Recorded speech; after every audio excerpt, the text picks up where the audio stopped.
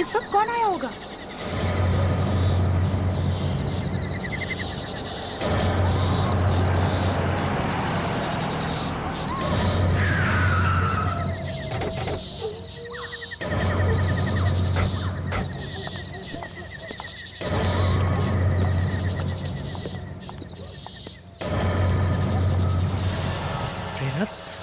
दरवाजा खुला कैसे रह गया?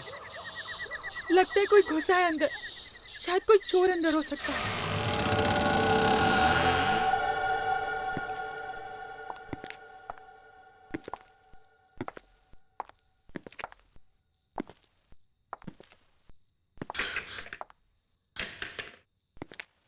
संभाल के। पहले लाइट तो ऑन करो। हाँ।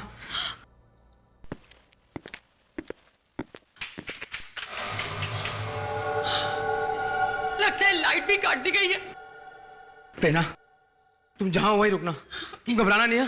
मैं अभी गाड़ी में से टॉर्च लेके आता हूँ। तुम यहीं रहना। हाँ,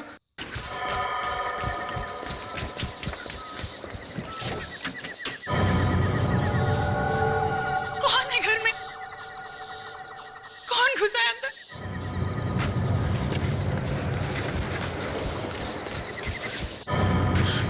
ये लो प्रेरणा।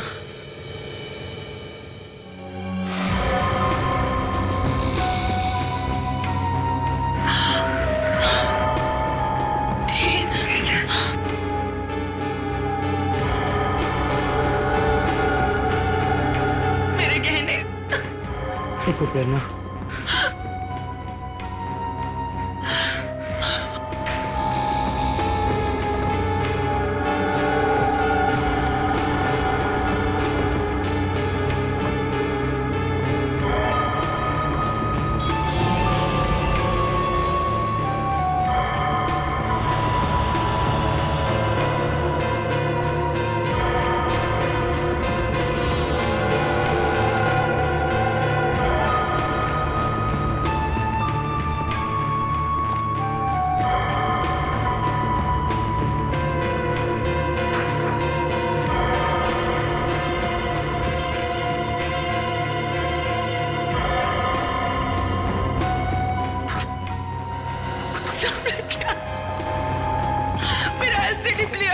सारे गहने सब ले गया।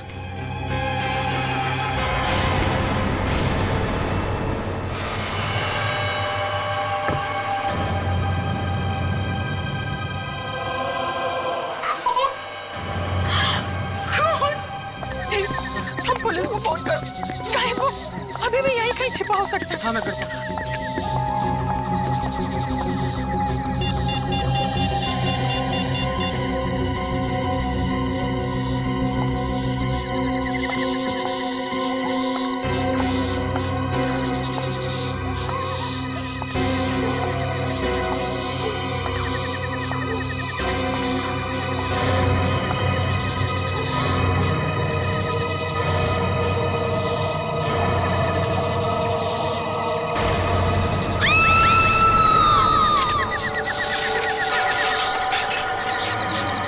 किसी भी तरह आप उस आदमी को पकड़ लीजिए।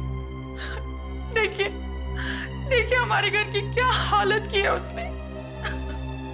अब घबराइए मत, कुछ नहीं होगा। कहाँ है सर? वो वहां पर सर।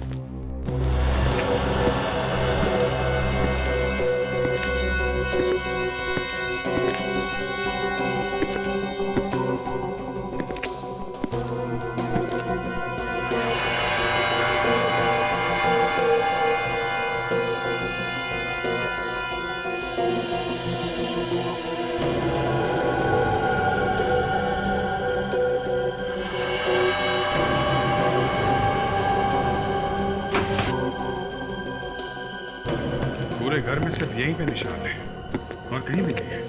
हाँ, पर यहीं पे क्यों? कई बार होता है ना, चोरों का कोई टशन होता है, अपना निशान छोड़ के जाते हैं। पर सर ये तो खून के निशान है सर। यही तो बात है, खून का मामला है। चोरी भी हुई है और खून भी, पर लाश नहीं है। घर में कोई और तो नहीं था? नहीं सर, सिर्फ हम लोग ही रहते हैं यहाँ तो। फिर सोच लो, कोई और तो नहीं था। बाद में बहुत सारी बातें बाहर निकल आती है। सर और कोई बात क्या निकलेगी सर? सिर्फ हम लोग ही रहते हैं सर। देखो, चोरी भी हुई है और खून भी। और ये चाकू भी तो है। मुझे नहीं मालूम सर, ये चाकू कहाँ से आया सर? क्या हो सकता है 3-4 चोर हों और आपस में लड़ाई वड़ाई हुई हो। अरे यहाँ पे भी खून है। बस यहाँ भी खून पड़ा है। हाँ अभिजी, कुछ मिला? सर यहाँ पे खून की बूंदें हैं। क्या? हाँ, यहाँ थोड़ा ज्यादा खून पड़ा हुआ है। यहाँ तो ज्यादा है। एक तो यहाँ है सर, और अंदर किचन में भी काफी ज्यादा खून पड़ा है। तो ऐसा लगता है किचन में किसी को चाकू लगा है और वहां से खून बहना शुरू हुआ। वहां से भागा होगा और यहाँ पे खड़ा होगा या फिर गिरा होगा यहाँ पे। तो प्रॉब्लम ये है सर, खून यहाँ से आगे बिल्कुल थोड़ा है सर। ये देखिए, ये जबकि खून यहाँ पे ज्यादा होना चाहिए था। और वेरांडा में तो सर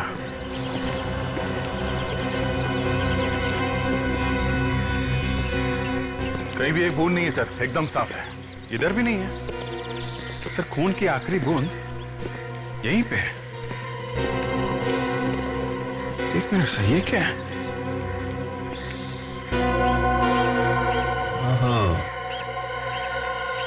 किसी इंसान की खाल लगी हुई है। ओह, तभी मैं सोच रहा हूँ सब उल्टा पुल्टा है सर। यहाँ पे किसी को चोट लगी है। मतलब कोई अंदर जा रहा था जब चोट लगी? शायद। किचन में चाकू नहीं चला है क्या? शायद नहीं। तो सर चाकू पे खून तो लगा हुआ है। सर, चाकू पे खून लगा हुआ है, फिर भी किसी ने किसी को चाकू से नहीं मारा। ये कैसे हो सकता है सर? फ्रेडेक्स, बूढ़े आदमी को लेके आओ। Yes sir.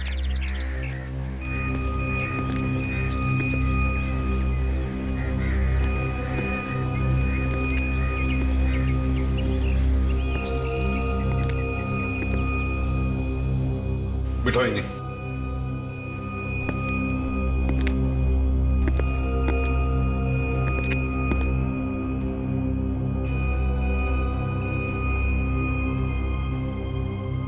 इनका पैर चेक करो।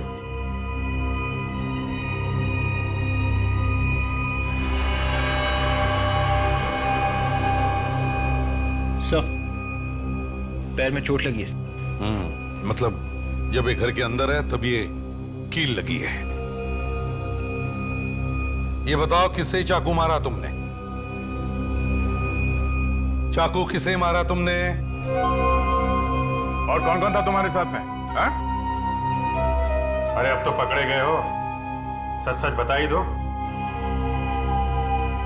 सर, लग तो ऐसा रहा है कि इन्होंने कई दिनों से खाना तक नहीं खाया। ठीक है, ले चलो इसे ब्यूरो में। इसे नहलाओ, धुलाओ, खाना खिलाओ, फिर देखते हैं चक्कर क्या है।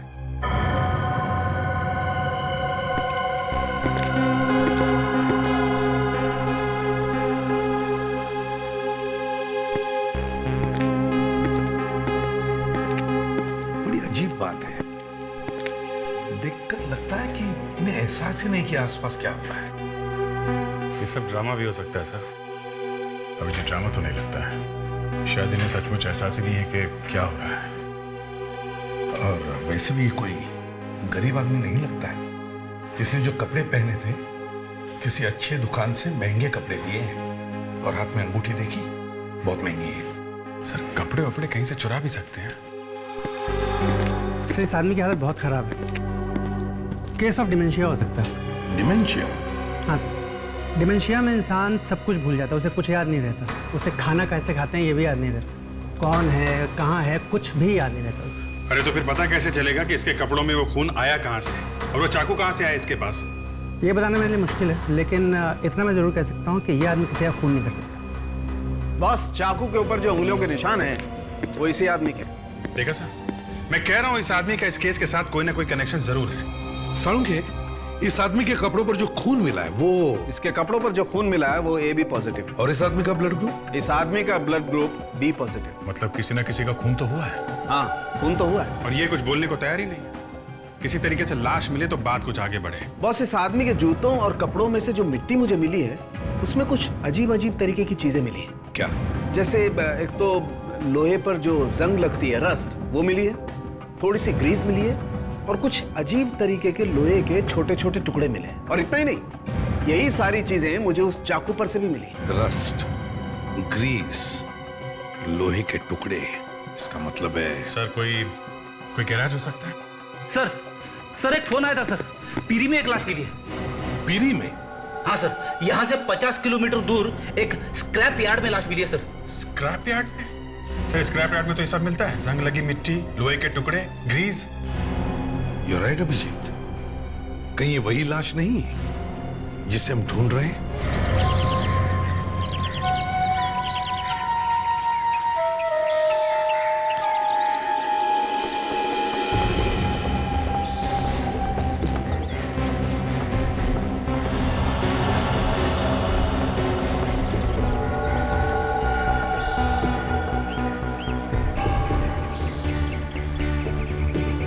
कपड़े देख के तो ऐसा लगता है किसी अच्छे घर की है।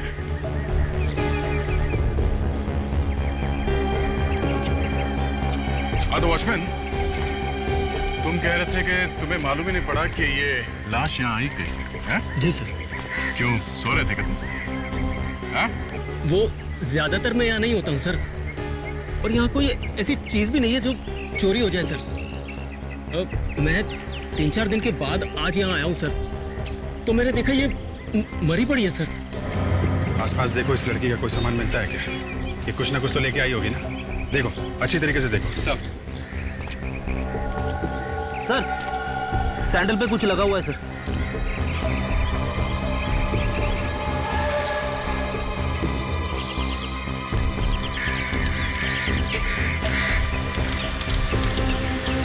तो पेंट है, इस सैंडल पे भी लगा हुआ है। सर दोनों पेंट अलग अलग है सर। इसका मतलब ये लड़की किसी ऐसी जगह गई है जहां जमीन पे पेंट गिरा हुआ था। जी, इस वॉचमैन ने तो देखा ही नहीं इस लड़की को यहाँ पे, ये था ही नहीं यहाँ पे। है? लड़की का गला काटा गया दया, काफी खून बहा होगा, मगर यहाँ आसपास खून की एक बूंद भी नहीं है।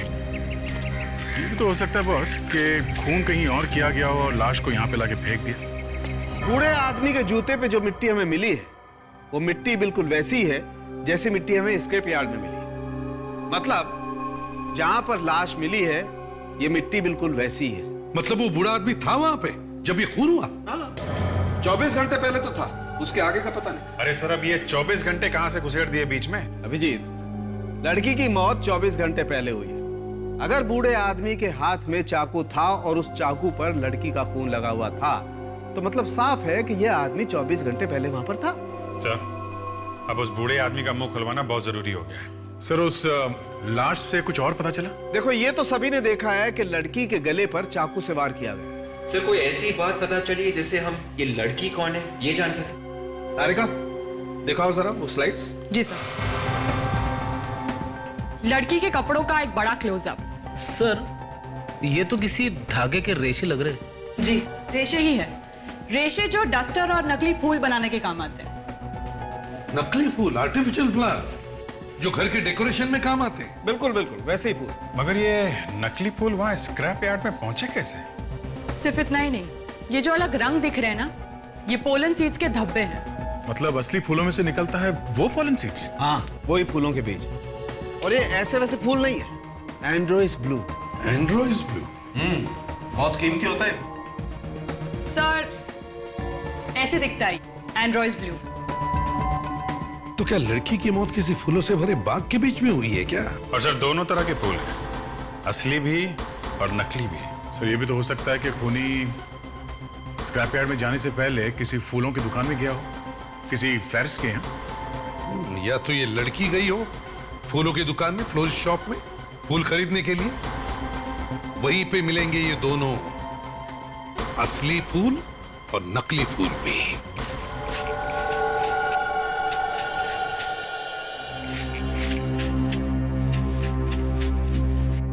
अच्छा ये दुकान है यहाँ पे एड्रोइस ब्लू और ये नकली फूल दोनों मिलते हैं। लगता है इस फूल वाले ने कुछ गड़बड़ की है बस। ये ऐसे पेंट लगे हुए फूल रखते ही क्यों हैं आप यहाँ पे?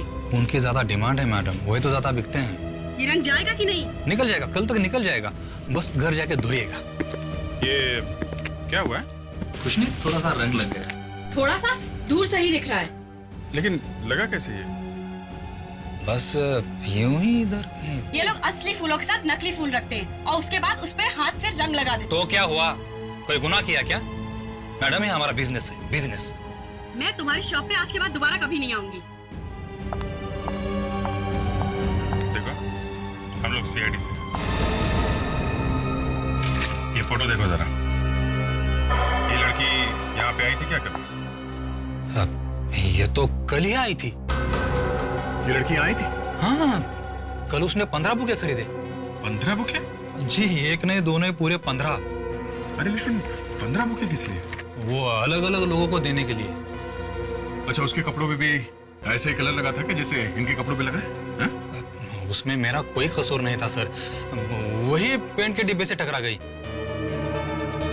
कल वो लड़की फोन पर किससे झगड़ा कर रही थी, बोल रही थी कि वो उसके घर पर आने वाली है। मैंने तो उसके लिए टैक्सी भी बुला के लाई थी। तुमने उसके लिए टैक्सी मंगवाई थी? जी। कहाँ के लिए? वर्ली सी फेस। वर्ली सी फेस, ओके। वर्ली सी फेस जाके एक एक फ्लैट चेक करते हैं।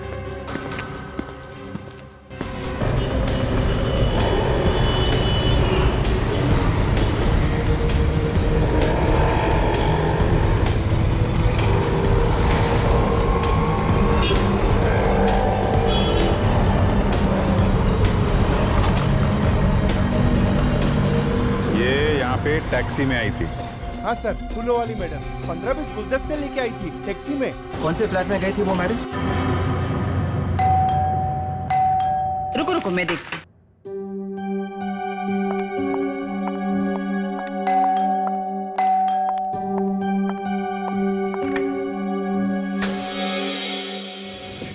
देवेन है घर में? हाँ, लेकिन आप? हम लोग सीआईडी से। सीआईडी?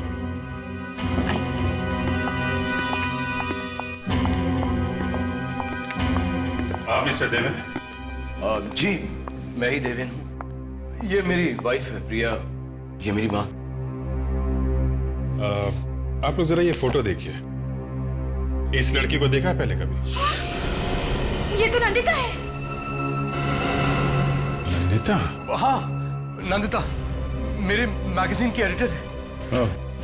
क्या ये नंदिता रात यहाँ करीब 10 बजे आई थी? जी आई थी। देवेन, तुमने मुझे बताया नहीं, नंदिता यहाँ आई थी?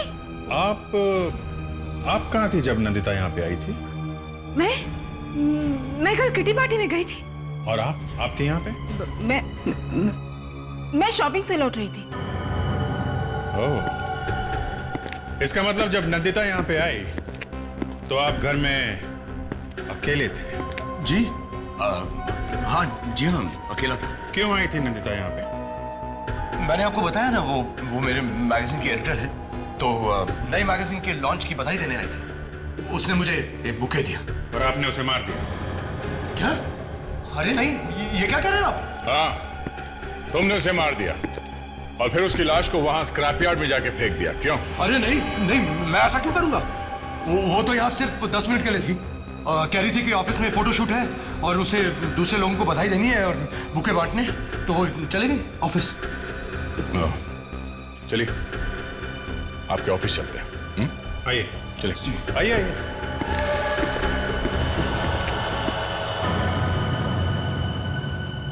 विश्वास ही नहीं हो रहा है नंदिता इस दुनिया में नहीं रहे। पता नहीं कैसे हो गया ये सब कुछ। वही तो हम भी ढूंढने की कोशिश कर रहे हैं कि ये सब हुआ कैसे। एक बात बताओ, नंदिता कल ऑफिस आई थी क्या? नहीं सर, शायद कल नंदिता ऑफिस आई नहीं थी। शायद मतलब? सर एक्चुअली कल हम बहुत बिजी थे, हमारी मैगजीन का इंटरनेशनल एडिशन लॉन्च हो रहा है, उसी के चक्कर में लगे हुए थे और किसी को ध्यान ही नहीं रहा। कमाल है, किसी को भी ध्यान नहीं रहा कि नंदिता कल यहाँ पे आई थी या नहीं। अच्छा ये बताओ, नंदिता का ऑफिस में किसी के साथ झगड़ा, किसी के साथ दुश्मनी? एक है सर जिसके साथ कुछ हुआ था। कौन है वो? वंशिका, प्रतीक तुम्हारा दिमाग तो ठिकाने पर है। सर वो एक साथ ऑफिस में काम करते हैं तो छोटे मोटे झगड़े होते ही रहते हैं। और सर उसकी कुछ और ही प्रॉब्लम थी। कैसी प्रॉब्लम? सर उसके बॉयफ्रेंड ने उससे शादी करने से मना कर दिया था और इसी बात में उनके बीच झगड़े भी होते थे। क्या नाम क्या था उसका? सर नाम तो नहीं मालूम, लेकिन वो अक्सर ऑफिस के बाद उससे मिलने जाती थी टैक्सी लेके कुलाबा। कुलाबा में कहाँ? सर वो तो नहीं पता। किसी को तो पता होगा। आप में से किसी को मालूम है कि नंदिता कोलाबा में कहाँ जाती थी? सर रूही को पता होगा। अभी रूही कौन है? रूही नंदिता की बहन। काश मैं अपनी बहन को बचा पाती। अगर मुझे पता होता तो मैं शायद उसकी मदद कर पाती और शायद। हमें भी बहुत दुख है आपकी बहन की मौत का। ये लीजिए पानी पीजिए। Thank you. रूही जी, आपके और नंदिता जी के संबंध कैसे थे? अच्छे ही थे। तो आपको उसकी हर बात के बारे में सब कुछ मालूम ही होगा। आप लोग साथ में ही रहते थे ना? सर वो एक्चुअली नंदिता मेरी सगी बहन नहीं थी। ओह, सगी नहीं थी तो मतलब दुश्मन थी? हैं? कोई संबंध नहीं था आपस में आपके? नहीं नहीं, ऐसी बात नहीं है। मैं तो उसे अपनी सगी बहन ही मानती थी, लेकिन वो मुझे नहीं मानती थी। उसके डैडी ने मेरी माँ के साथ दूसरी शादी की। उसने मुझे कभी माफ नहीं किया, ना ही माँ को। क्या आपको मालूम था कि नंदिता का अफेयर एक आदमी के साथ में चल रहा था? उसका एक बॉयफ्रेंड था। बॉयफ्रेंड? हाँ। मैंने सिर्फ एक बार नंदिता को किसी आदमी के साथ फोन पर बात करते हुए सुना था। काफी रात हो चुकी थी, शायद वो उसका बॉयफ्रेंड था। और नंदिता अक्सर गुरुवार और शनिवार रात को घर से गायब रहती थी। शायद वो उसी के साथ रहती होगी उस वक्त। तो फिर रूही जी, आपको तो मालूम ही होगा कि नंदिता जाती कहाँ थी? नहीं नहीं? नहीं, सिर्फ एक बार शायद नंदिता को टैक्सी नहीं मिल रही थी, तब उसने करीब रात 11:30 बजे मुझे फोन करके कुलाबा में बुलाया था। एक रेस्टोरेंट था, फ्लोरा इंपेरियल, वहीं बुलाया था उसे पिकअप करने के लिए। उस दिन उसका मूड काफी खराब था और वो अकेली भी थी। शायद उसका उसके बॉयफ्रेंड के साथ झगड़ा हो गया था। ठीक है, अब जा सकती है। विवेक, जरा इन्हें छोड़ा। कोलाबा सर, नंदिता ऑफिस से कोलाबा के लिए टैक्सी मंगवाती थी। फ्लोरा इंपीरियल होटल, चल के देखना चाहिए। इस लड़की को पहचानते हो? हाँ सर, ये यहाँ पे अक्सर आया करती थी। इसका खून हो गया है। हाँ। ये पहले से ही यहाँ टेबल बुक करा लिया करती थी और सर ये ज्यादातर 12 नंबर टेबल पर बैठती थी। Table number 12? अच्छा, ये अकेले आती थी या इसके साथ में कोई और भी आता था? एक आदमी और आता था सर। कौन था वो? कुछ मालूम है उसके बारे में? टेबल नंबर 12 पर ज्यादातर विशाल रहता है। एक सेकंड सर। विशाल। जी सर। सर विशाल, ये फोटो देखो, पहचानते हो इसे? जी सर, पहचानता हूँ। इस लड़की के साथ में जो आदमी आता था उसको भी पहचानते हो? नहीं सर। अच्छा, ये पैसे कैसे देते थे? कैश से या क्रेडिट कार्ड से? हाँ सर, कैश से। अच्छा, इस आदमी के बारे में कुछ और बता सकते हो आप लोग? हाँ सर, 1-2 बार उसने हमारा कार्ड भरा था, ये जानने के लिए कि सर हमारे होटल की सर्विसेज कैसी हैं। कार्ड दिखा सकते हो? हाँ जी सर। ज्यादातर लोग एड्रेस और टेलीफोन नंबर लिखते हैं उस पर। भागते चोर की लंगोटी सही। सर ये रहा। माय गॉड, ये नहीं, तुम ऐसे नहीं मानो।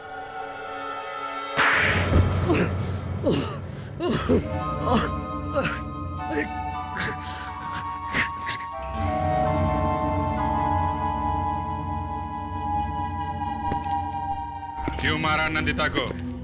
हाँ?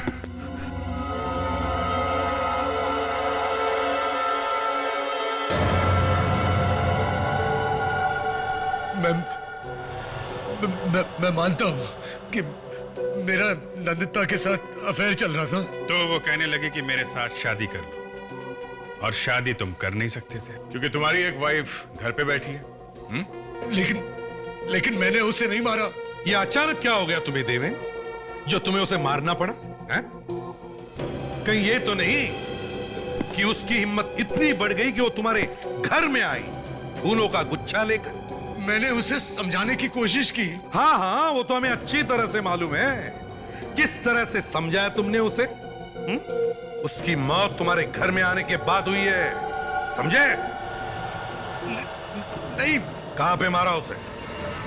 घर में? और फिर ले जाकर के बाहर फेंक दी लाश उसकी? नहीं सर, नहीं। अच्छा, कोई गवाह है जो बता सके कि घर में कुछ नहीं हुआ था? तुम्हारी वाइफ थी घर में जब नंदिता वहां अचानक आई तो? मां थी? नहीं। कोई भी नहीं था घर में। अच्छा मौका था नंदिता का खून करने का। लेकिन मैंने उसका खून नहीं किया। जब वो मेरे घर से गई थी तो वो जिंदा थी।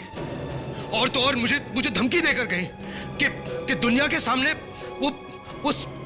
वो बता के ही छोड़ेगी कि सच्चाई क्या है। अब आई ना सच्चाई बाहर। फ्रेडरिक्स, उस आदमी को लेकर आओ। Yes sir. तुम्हारे पास गवाह नहीं है, पर हमारे पास गवाह है।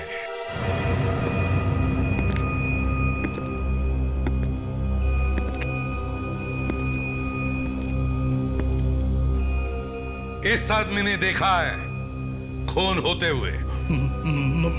मगर खून तो। फ्रेडरिक्स, इनका चेहरा दिखाओ।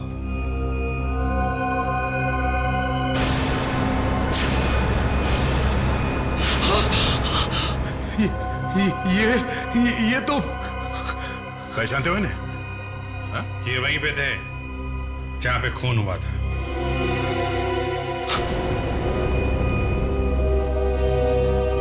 इतना डर लग गया कि मुंह ही घुमा दिया। ये मेरे डैडी है। डैडी? तुम्हारे डैडी है और सड़क पे घूम रहे हैं? इनका नाम चंद्रकांत है।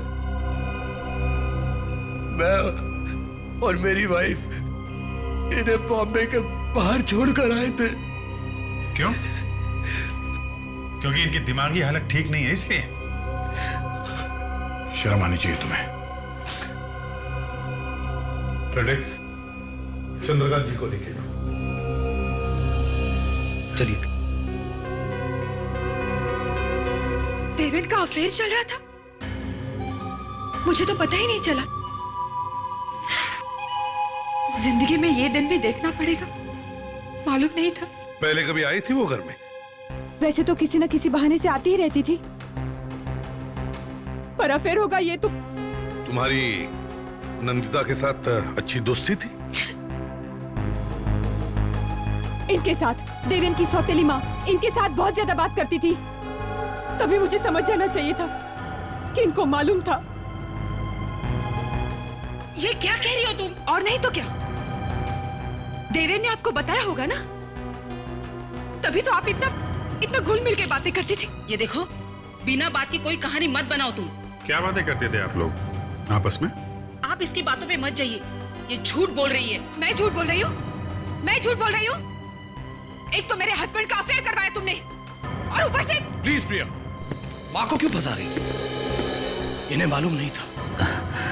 चंद्रकांत जी, अब ये फोटो देखिए। ये फोटो देखिए चंद्रकांत जी, अब यहाँ पे खून हुआ है। अब इस लड़की का खून हुआ है।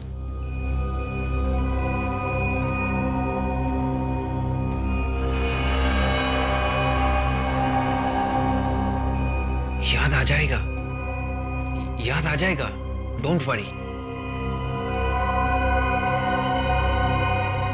देवेन, क्या इन्हें वाकई मालूम नहीं था कि तुम्हारा अफेयर चल रहा था नंदिता के साथ? हाँ? मालूम था?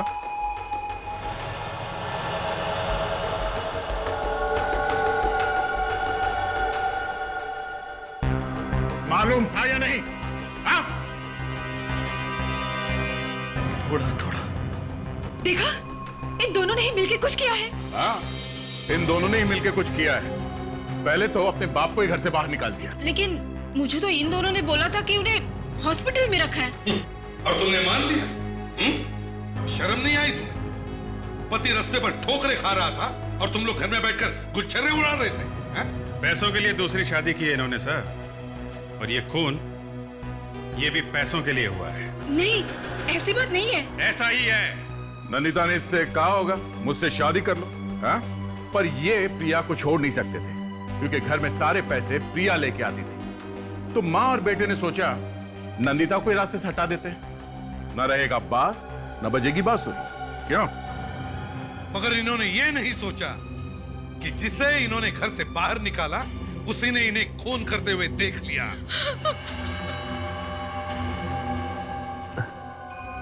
क्या हुआ? कुछ याद आया?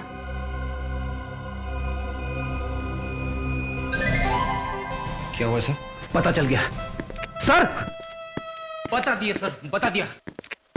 क्या बता दिया? सर, चंद्रकांत जी ने मेरे कान में बताया सर। सर, आप लोग प्लीज यहां आइए ना सर।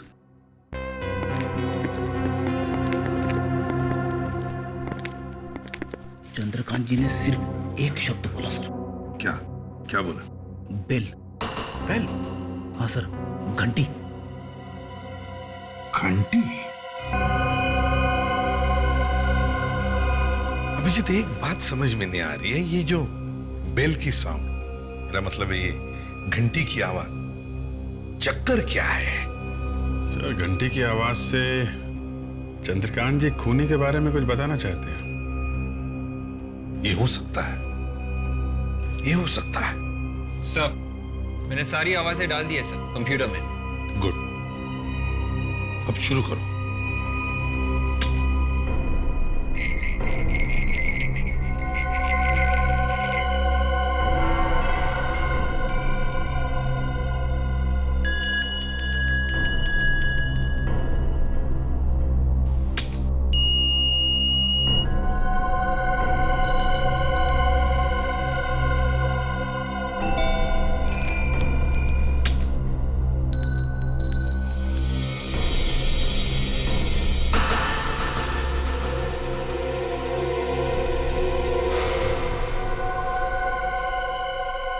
विवेक, रुको। अभी जो तुमने आवाज सुनवाई थी वो फिर से सुना।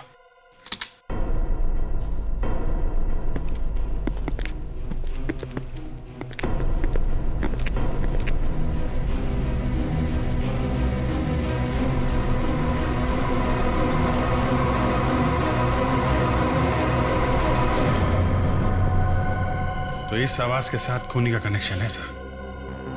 हाँ, ये बात सही है अभिजीत, मगर आवाज सुनते ही चंद्रकांत जी इधर उधर क्या देख रहे थे?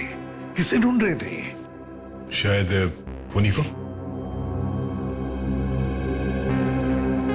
एक काम करो, नंदिता की लाश हमें स्क्रैप यार्ड में मिली है, वहीं पे पता चल जाएगा इस आवाज के पीछे राज क्या है। ये हील का टुकड़ा हमें यहाँ मिला है, यहाँ पे। ये उसके सैंडल में से तभी टूटा होगा जब वो अपनी जान बचाने के लिए भाग रही थी, मगर वो ज्यादा दूर तक भाग नहीं सकी और यहाँ पर खूनी ने उसका गला काट दिया। सर, अगर ये लड़की यहाँ पे गिरी है और उसका इतना सारा खून बहा है, तो फिर वो यहाँ से वहां तक चल के गई कैसे होगी जहाँ पे उसकी लाश मिली? मरने के बाद फिर से जिंदा हो गई? इसका मतलब है फ्रेडी वो जिंदा थी। मौत सामने खड़ी हो तो न जाने कहां से ताकत आई जाती है। चक्कर ये है कि ये नंदिता यहाँ आई क्यों? किसी ने बुलाया होगा उसको यहाँ मिलने के लिए। लाया होगा तो देवेन के घर से निकल के तो उसने टैक्सी ली थी और अभी तक वो टैक्सी वाला नहीं मिला जिसके टैक्सी में बैठ के वो यहाँ आई है। सर, वो यहाँ टैक्सी में आई ही नहीं। क्या मतलब? फिर कैसे है? किसी की गाड़ी में बैठ के आई है सर। मतलब देवेन के घर से निकली जब वो फूलों का गुच्छा लेके, तो किसी और से भी मिली? हाँ सर, 14-15 फूलों के गुच्छे थे उसके साथ में सर। सारे के सारे बांटने थे तो। सर, जहां तक मुझे याद है, देवेन बोल रहा था कि नंदिता ने जाते जाते ये कहा था कि वो ऑफिस जा रही है। ऑफिस? वेरी गुड फ्रेडी, कभी कभी तुम्हें सही टाइम पे याद आता है। चलो ऑफिस चलते हैं। वही जो होता आया है आखिर हो ही गया। क्या हो गया? वो जो होता है खूनी। खूनी? हाँ खूनी। खूनी यहीं पर है। हाँ यहीं पर तुम में से ही कोई है। अब झूठ ज्यादा देर तक टिक नहीं सकेगा। हाँ?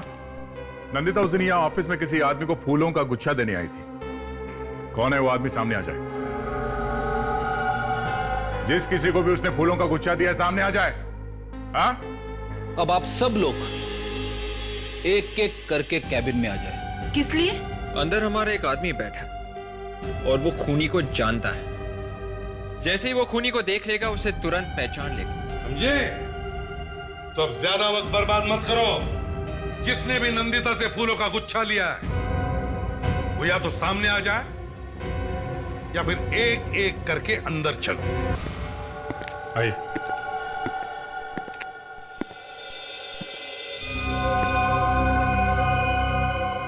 चंद्रकांत जी जरा देखिए इन्हें। क्या पहचानते हैं इन्हें?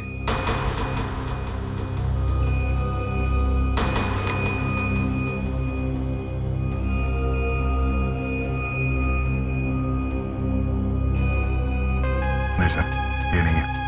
ठीक है, आप जाइए।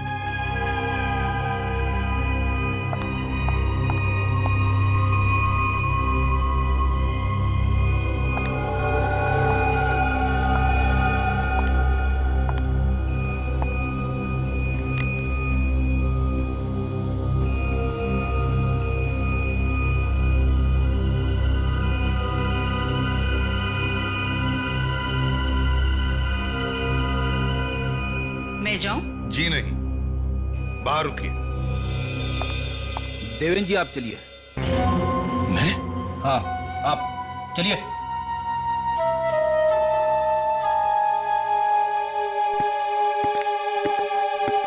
अगला नंबर आपका है प्रिया जी। मेरा? जी।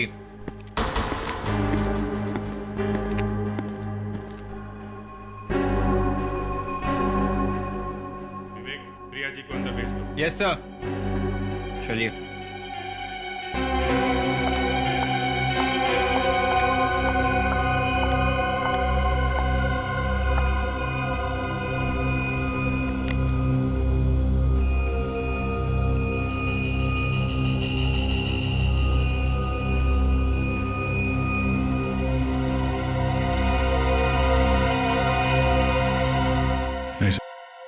क्या मैं जा सकती हूँ? जी।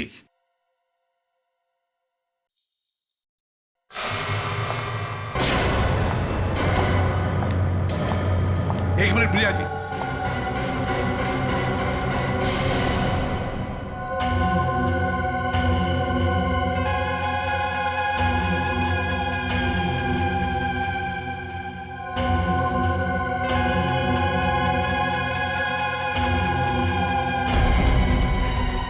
पापा ये क्या कर रहे हैं आप? पापा मेरा हाथ छोड़िए। पापा मेरा हाथ छोड़िए। पापा हाथ छोड़िए मेरा। पापा मुझे जाने दीजिए। छोड़िए। ये क्या कर रहे हैं आप पापा?